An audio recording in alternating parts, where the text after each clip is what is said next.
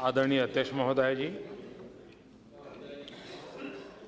सदन में और देश में जो आक्रोश है, उस आक्रोश में मैं भी मेरा स्वर मिलाता हूं।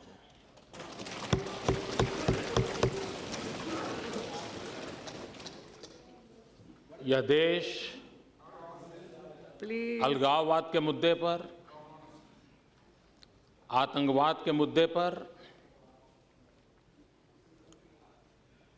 दलबंदी के आधार पर न पहले भी सोचता था, न आज भी सोचता है, न आगे भी सोचेगा। सदन भी एक स्वर से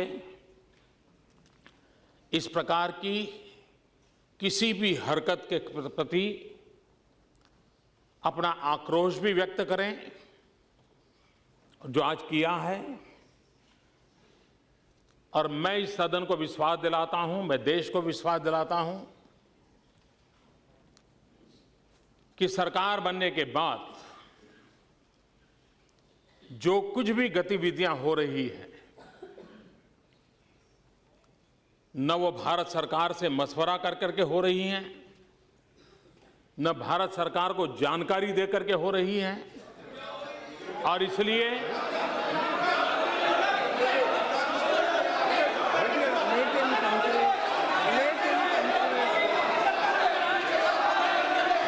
आपको जवाब नहीं चाहिए तो ठीक है, छोड़ दीजिए। इतना भी मर्यादा नहीं होगा। प्रधानमंत्री बोल रहे हैं, आप लोग खड़े होकर बीच में टकरा रहे हैं। आपको भाई एक संविधान है, संविधान है। चर्चा है तो प्रक्रिया है, पद्धति है, पद्धति अपनाना चाहिए। प्लीज कृपया सुनिए।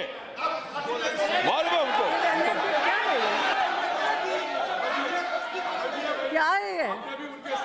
30 साल उनसे साथ मिलकर राज किया, स्नेह किया उनके साथ मिलकर।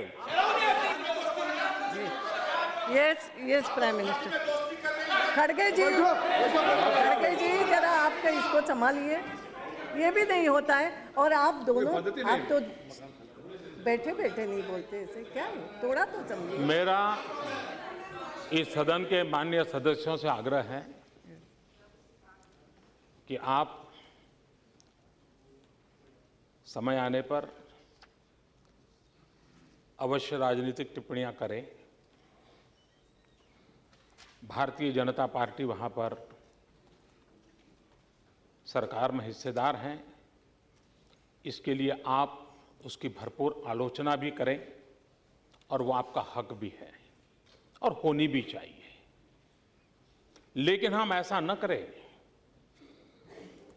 कि देश की एकता के संबंध में हमारे भिन्न स्वर है। ये मैसेज न दुनिया में जाना चाहिए, न कश्मीर में जाना चाहिए, न देश में जाना चाहिए। और इसलिए मैं इस सदन को और पूरे देश को विश्वास दिलाना चाहता हूं कि सरकार ऐसी किसी भी हरकतों को स्वीकार नहीं करती है। देश की एकता और अखंडता में कोई समझौता हमें मंजूर नहीं है। संविधान की मर्यादाओं में ही कदम उठाए जाते हैं।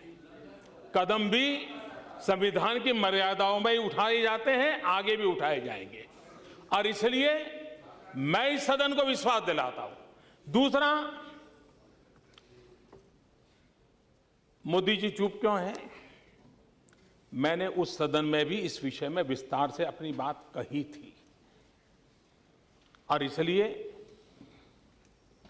ऐसा कोई कारण नहीं है कि हमें चुप रहना पड़े। हम इन विषयों में वो लोग हैं जिन्होंने इन्हीं आदर्शों के लिए श्यामा प्रसाद मुखर्जी को बलि दिया है, और इसलिए कृपा करके हमें देशभक्ति मत सिखाएं। कृपा करके हमें देशभक्ति मत सिखाएं। और वो लोग